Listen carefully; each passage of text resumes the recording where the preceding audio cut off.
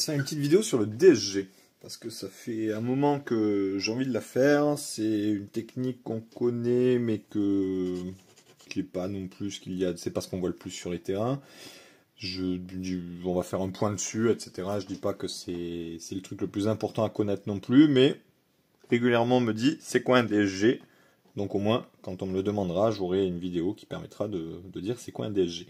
DSG, ça veut dire Dual Sector Gear. C'est un sector gear double. Sector gear, c'est celui-ci, on le rappelle. C'est-à-dire que c'est un sector gear qui a deux rangées dedans. Concrètement, c'est quoi la différence avec un normal? Regarde, on va prendre ça qui est encore ouvert à côté. Ça, c'est un sector gear classique. J'ai juste une rangée dedans. C'est-à-dire que quand je tire mon piston, voilà, je fais un cycle de sector gear pour relâcher mon piston. Donc un tour de sector gear, un cycle. C'est-à-dire que quand j'ai un ratio 18-1, 18 tours moteur correspondent à 18 tours du pignon correspondent à un tour du sector gear à un tir. Si je prends un dual sector gear, qui évidemment ne fonctionne qu'avec un MOSFET avec une détection de cycle, je prends mon piston. J'ai deux rangées dedans, c'est-à-dire que un tour de sector gear, c'est deux cycles. C'est-à-dire que arrivé là, je lâche, j'ai un tir. Arrivé là, je récupère, je lâche, j'ai un tir. Donc c'est-à-dire que quand je fais sur un ratio 18-1, je fais 18 tours de pignon, 2 tours de sector gear. C'est-à-dire qu'avec un 18-1 et un dual et un DSG, j'ai un ratio qui passe à 9-1. Donc forcément un ratio beaucoup plus rapide, une cadence beaucoup plus rapide, une réactivité beaucoup plus rapide que ce que j'ai sur des configurations classiques. Ce qu'il faut savoir, c'est que forcément, comme je vais tirer mon piston que sur 9 dents, je vais avoir un beaucoup plus gros ressort pour arriver aux mêmes puissances. Là, on va le monter ensemble. Celui-là, je ne sais pas qu'est-ce que ça va sortir encore exactement, mais on va être sur une configuration similaire. Sur mon Scorpion, avec une config en 8.1, je sortais 1 joule avec un M135. Mais la contrainte est un peu plus faible parce que oui, je tire un plus gros ressort, mais je ne le tire qu'à moitié. Voilà, donc je garde quand même quelque chose de moins fiable. C'est un fait parce que c'est quand même plus de contraintes. Mais c'est pas comme si je faisais des tours complets avec un M135 que je déployais jusqu'au bout. Je ne le tire que sur une petite partie. Donc avec des non linéaires, déjà on récupère un peu moins de contraintes, vu qu'au début c'est un peu plus souple pour lui, etc. etc. Voilà. Avant de l'installer, déjà là on va partir du principe, j'ai fait mon calage. On a fait une vidéo déjà sur le calage, j'ai pas besoin de vous remontrer du début à la fin un calage, je l'ai fait avant le début de la vidéo, je l'ai calé par rapport au moteur, enfin j'ai fait comme j'ai montré dans la vidéo, bevel to pignon. Ça c'est fait. Ce que ça va nous demander, ça nous demande un petit peu de préparation sur mon piston. Mon piston a trop de dents de base, je veux pas faire de rattrapage, donc j'égalise les dents. C'est-à-dire que je sors ma meuleuse, je coince mon rack de dents dans un étau, et je fais péter toutes les dents qui ne m'intéressent pas. En gros, je m'aligne, on va essayer de pas faire bouger le calage, je m'aligne pour récupérer seulement les dents que j'ai besoin. Donc ça, c'est fait. Absolument très important à faire. Alors je suis parti sur un piston ATM que j'avais, qui traînait, qui était déjà sur stock, donc j'en ai juste retiré quelques-unes de plus. Première chose à faire, je vais coller mon rack dedans. Ça c'est quelque chose qu'on doit faire genre à chaque fois. Je pense que je l'ai déjà dit, mais c'est vraiment, ça vaut le coup d'être répété. Je mets de la glu tout au long de mon rack, là où ça va coulisser. Je mets bien de la glu. Il est un peu cracra parce qu'il y en a déjà eu, il a été collé et décollé plusieurs fois. Voilà, ma glu est là. Je remets mes dents.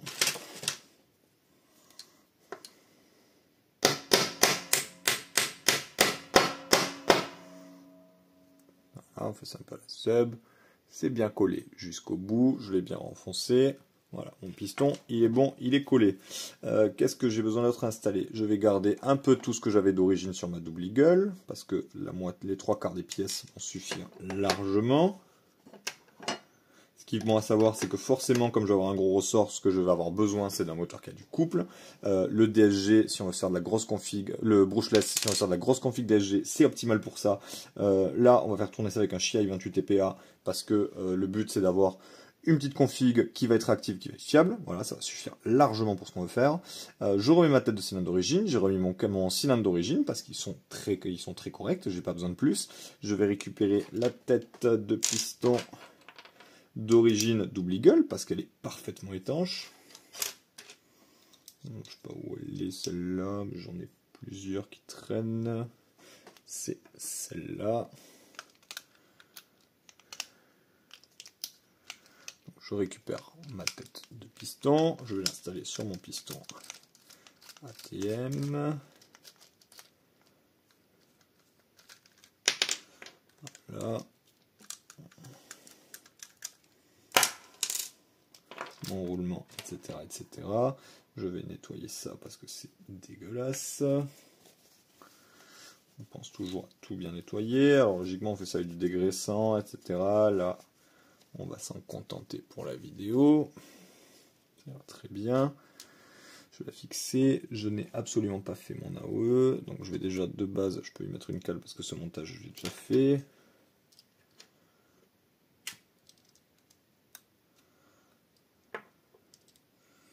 Je récupère mon bloc avec mon roulement. Ce roulement d'ailleurs il sent bien les pieds, c'est pas ouf. Mais on va s'en contenter. Je peux même enlever le roulement dès le moment où j'ai un roulement d'un côté. Concrètement, je pourrais même l'enlever. J'ai pas besoin d'avoir deux roulements. Un seul suffit largement à éliminer les contraintes du cylindre, les contraintes du ressort.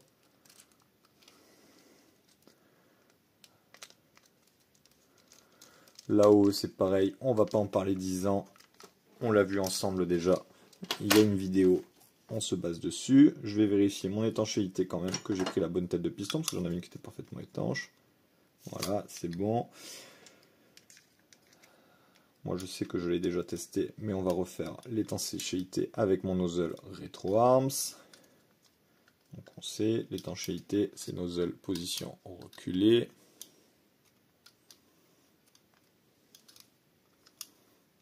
Voilà, je suis parfaitement étanche. Donc ça, je monte, mon piston, tout ça, c'est bon, c'est prêt. Mon AOE, je triche, je l'ai vérifié déjà tout à l'heure. Mon câble tient moins, j'ai dû enlever le point de colle que double eagle met de base. Je n'ai pas pensé à sortir des... On peut faire un petit point avec un pistolet à colle qu'on enfonce bien si on a des soucis avec le câble, etc. Moi j'avoue que c'est pas des trucs qui me prennent trop la tête, donc je m'en cogne un peu. Le point important, ça va être le travail du tappet plate. Comme j'ai 2 points pour reculer mon tappet plate, je vais devoir retravailler mon tappet plate. C'est-à-dire que je m'installe tout ça correctement. Et on va regarder comment réagit et bouge le tappet plate par rapport à tout ça. Parce que mon but, c'est de feed 2 fois sur un tour. Donc, je vais reculer là. Et en fait, donc là, j'ai mon tappet plate. Je suis déjà en position parfaitement ouvert. Oui, crochet. Oui, j'arrive. Désolé pour l'interruption. Crochet. Et le but, c'est de choisir à quel moment je vais faire lâcher mon nozzle. Parce que, arrivé à cet endroit-là, là, si je touche à rien, comme on le voit là, mon piston lâche.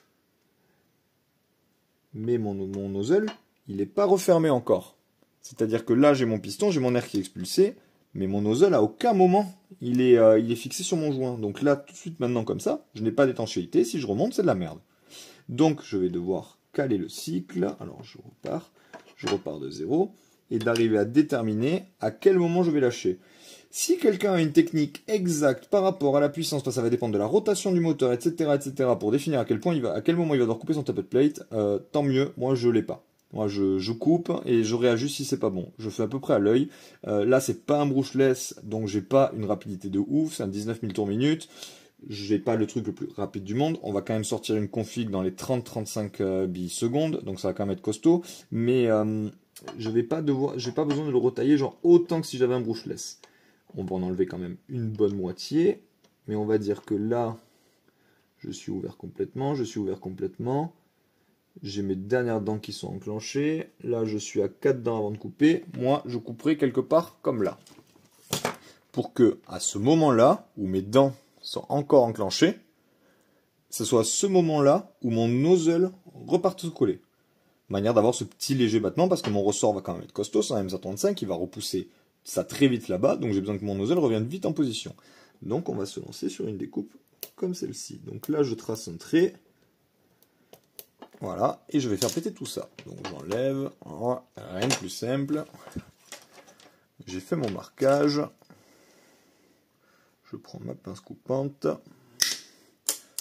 Je pète. Je prends une petite lime, comme on le voit, ça a sauté. Voilà, je vais quand même déjà bien réduit.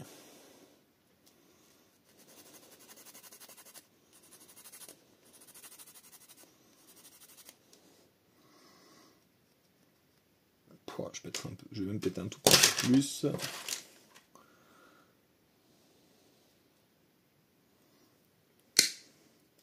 Voilà, le but c'est d'arriver à retrouver le moment où ça va se coller le plus vite en avant, mais garder un temps d'ouverture qui sera correct. Donc là, voilà, j'ajuste juste la finition, c'est pour le style. Voilà, donc on se remet en position, on essaye, on voit à quoi ça ressemble. Hop, je remets mes dents en arrière. Voilà, donc je viens récupérer là. Attends, si je fais pas le tappet plate en même temps, on va rien comprendre à l'idée. Voilà, mon tappet plate là, il est en position bien reculée. Je commence à reculer, donc je commence à emporter mon tappet plate en arrière. Voilà, mon tappet plate il est bien au max, il est au max, il est au max, il est au max. Il lâche. À ce moment-là, il lâche. Et j'ai encore ces dents-là qui sont enclenchées, donc ça va continuer de tourner avant de lâcher. Voilà. Mon ressort là, il va être très costaud. Il va renvoyer mon piston assez fort vers l'avant. Ce qu'il me faut, c'est que mon tappet plate, il revienne genre parfaitement vers l'avant également. Donc, ce que je vais faire, c'est que soit je vais retravailler mon ressort de tappet plate actuel, soit je vais prendre un ressort de tappet plate qui sera bien costaud. Si je veux retravailler l'actuel, alors c'est quelque chose que je ne fais relativement jamais. Moi, j'achète des PTS, des fois je coupe une spire ou deux. Je coupe là où ça en est. Je vais couper genre 2 spires.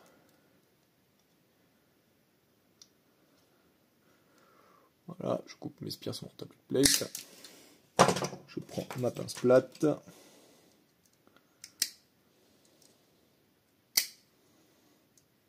Et je vais retordre pour me recréer mon accroche. Bon, c'est un peu relou. Il me faudrait 2 petites pinces comme ça. Je sais pas où j'ai foutu ma petite pince.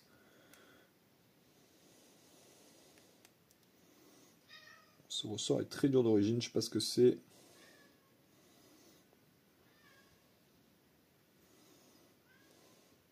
Il est très tendax. Voilà, j'ai recréé, j'ai raccourci mon ressort de tappet plate pour lui donner un retour plus violent. Donc je l'installe.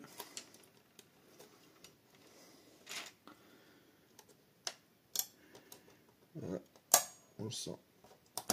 Il est beaucoup plus tendax qu'avant, c'est-à-dire que quand je vais lâcher, j'ai quelque chose avec un retour qui sera beaucoup plus violent, qui va me permettre de récupérer ça beaucoup plus vite. Ok. Je renvoie, mon MOSFET est en place, mon graissage je l'ai fait, là-haut on est bon, mon ressort il est modifié. Toujours bien attention au câble. Je remets l'anti-retour que je n'ai pas mis pour la vidéo. L'anti-refait pour pouvoir faire les tests tranquillou.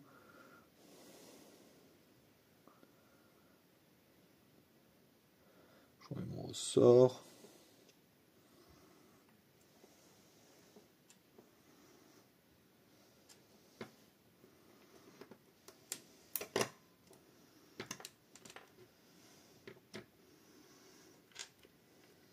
Mes câbles me cassent les couilles.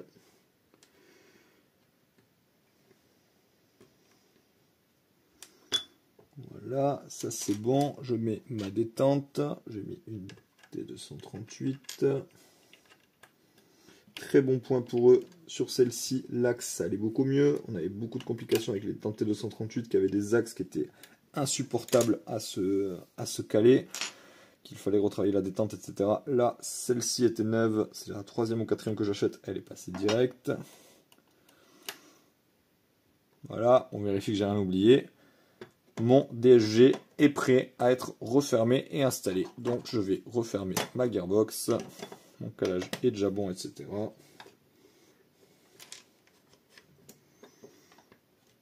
va faire gaffe à mes câbles, etc. On le sent, le nozzle il a gagné vraiment en rigidité avec le travail du ressort. Voilà, je remonte et je teste ça. Bon, on va voir comment ça tourne.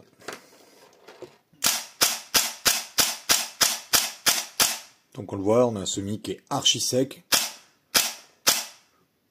On voit très peu le mouvement du nozzle, parce que le cycle il est ramené en arrière très rapidement et il est relâché très vite par le ressort de tappet plate. Et en full, on a ce genre de config.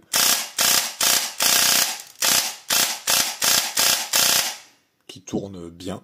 Je vous rappelle qu'on a un moteur qui vaut moins de 40 € dedans.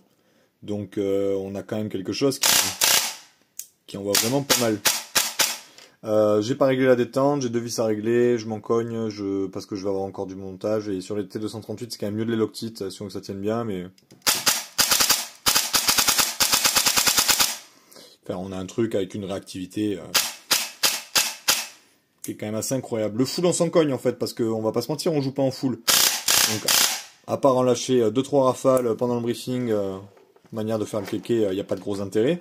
Mais par contre on a un semi qui est vraiment intéressant quoi. Les points à savoir, là on est sur une upgrade qui nous a quasiment rien coûté. C'était du double eagle d'origine. Les choses qui ont été changées, il y a un nozzle Retro Arms qui vaut 5,90 €. Il y a un piston ATM dedans, alors ça devait valoir, je sais pas, 5-6 balles un piston ATM dont on a pété les dents. Qu'est-ce qu'il y a qui n'était pas d'origine? Le moteur qui vaut moins de 40 € et le DSG. Les gears, les 18 ans d'origine, c'est ceux de double eagle que j'ai récupéré. Donc on a juste acheté le sector gear. Même le tappet plate j'ai gardé, au final j'en avais un avec le DSG mais on l'a pas utilisé. Donc on est vraiment sur 3 fois rien d'upgrade. Et là on a un truc qui va tourner du feu de Dieu quoi. Est-ce que ça va durer 3 ans si on fait des 1 minute de full tout le temps? Peut-être pas. Par contre... concrètement, si le but c'est de jouer à 0,9 joules, comme le veut ce genre de config, qui sont vraiment pour du gros CQB, c'est pas non plus un brushless, ça envoie pas sa race. Franchement, ça va tenir. Là, ce qui va faire la différence, en fait, c'est la qualité du montage, quoi. La tête de piston, elle tiendra sans problème. Si on a bien collé le rack dedans, que la haut il est correct, que le calage il est bon, etc. Enfin, on a un truc qui va être vraiment assez fiable. Donc moi c'est une technique que j'aime bien, je me monte pas ça de long pour jouer, de toute façon je joue quasiment plus en électrique, dernièrement je joue quasiment qu'en HPA, mais moi j'aime bien ce genre de config, c'est quand même sympa, ça connaît, pour peu qu'on soit un peu mécano, on va pas se mentir en fait, c'est rien que de lâcher du full comme ça, enfin, c'est marrant quoi, c'est le côté, c'est le défi technique qui est marrant quoi. Donc je sais pas combien on est là, on doit être entre 35 et 40 RPS à mon avis, parce que ça avoine un peu plus que ce que je pensais. C'est vraiment pas mal du tout. Et voilà, moi je conseille de le tester pour s'amuser ou pour du CQB sur des configs légères. S'il y a d'autres questions sur le timing de tappet plate, etc., on n'hésite pas. Je fais pas les passages chronie parce que je vais la redémonter, j'ai d'autres trucs à faire dessus, je vais continuer à m'amuser un peu là. Juste les points, ce qui pourrait arriver, je monte mon DSG et en vif les problèmes qu'il peut y avoir. Si je feed pas, il faut que c'est possiblement que j'ai pas assez coupé mon tappet plate, que j'ai soit pas assez coupé, soit trop coupé mon tappet plate, mais qu'en tout cas j'ai quelque chose qui ne va pas, dans le sens où j'aurai mon ouverture de bille qui est pas bonne. Donc ça peut être en général, c'est soit mon ouverture est pas assez longue. Ouais, non, ce serait... Si je feed pas, j'ai mon ouverture qui est pas assez longue. J'ai trop coupé mon tappet plate. Ah, désolé, j'ai rien scripté, donc du coup, forcément, il y a des trucs sur lesquels je me reprends. Ouais, je feed pas, j'ai trop coupé mon ressort tappet plate. Je feed, mais je sors 0,3 joules alors que je suis censé... je devrais en sortir 0,8, 0,9. c'est que mon timing de tapote est pas bon. C'est-à-dire que mon nozzle est pas collé au moment où je tire. Donc là, c'est que j'ai besoin de retailler un peu mon tapote plate. Le moment idéal, c'est d'arriver à trouver techniquement difficile, mais c'est d'avoir le tapote plate le plus recoupé possible qui nous permette de feed. Les combines pour ça, c'est la modif du ressort du tapote plate pour le renvoyer le plus rapidement possible. C'est le fait d'avoir de bons chargeurs qui ont une bonne pression. C'est ce genre d'éléments-là qui vont jouer dans la balance. Après, il n'y a pas de secret. Moi, je préfère ne pas trop couper mon tapote plate. Faire comme j'ai fait là. Et si je manque un petit peu, je vais couper un petit peu et je vais y aller petit à petit. Je préfère réouvrir et refermer 4-5 fois parce qu'en réel, là, en 15 minutes montre en main, c'est réouvert, refermé. Vaut mieux s'y reprendre à 3-4 fois et pour avoir le truc au poil de cul. Parce que si c'est trop coupé, bon, ça vaut 2 balles un tapote plate, on va dire, on s'en cogne. Hein. Mais si c'est trop coupé, faut repartir de zéro. Donc moi, je suis plutôt d'avis d'y aller petit à petit. Si vous avez des questions sur ça, etc., vous n'hésitez pas. Comme je dis, là, c'est une petite technique. Le DSG, je pensais à connaître parce qu'en fait, c'est marrant. Est-ce que c'est un must-have? Non. Il n'y a pas besoin d'avoir un DSG pour que ça tourne bien. Moi, je pense que la méta actuelle en AEG, c'est un brushless, un 12-1 et du short stroke. Ça donne des configs qui sont bien plus fiables sur le long terme et qui seront tout aussi plaisantes à jouer en semi. Parce que le DSG, vraiment, ce qui est marrant, c'est la cadence en full. Et on va le dire, on s'en cogne. Voilà, à moins de se monter une énorme batteuse, mais les trois quarts de toute façon des changeurs de batteuse vont avoir du mal à tenir, la cadence, etc. Donc en réel, c'est plus pour du fun. C'était marrant il y a quelques temps, mais maintenant c'est plus pour du fun. Mais après, voilà, comme je dis, ça tourne bien, quoi.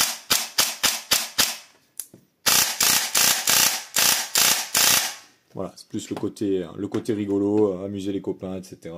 Ou alors, si on est bricoleur, le côté défi technique qui est un peu marrant, quoi. Allez, bisous.